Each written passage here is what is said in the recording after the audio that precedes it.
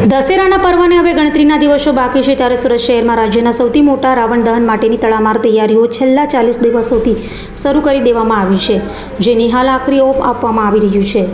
રામલીલા મેદાનમાં દશેરાના દિવસે 65 ફૂટ ઊંચા રાવણના પુતળાનું દહન કરવામાં આવશે।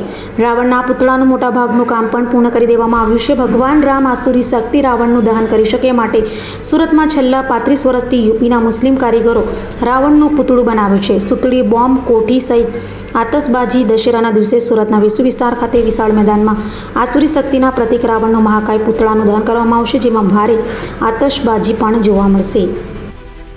मेरा नाम अशफाक कुरैशी। हम लोग मथुरा यूपी वृंदावन के रहने वाले हैं।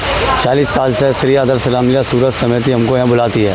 हम 12 लोग टीम रावण को सूरत के अंदर बनाने के लिए आते हैं। 70 फुट का पुतला यहाँ हम लोग सूरत में बनाते हैं। 40 दिन से यहाँ तैयारियाँ चल रही हैं। 12 कारीगर लोग ये 70 फुट के रावण के पुतलों को तैयार कर रहे हैं।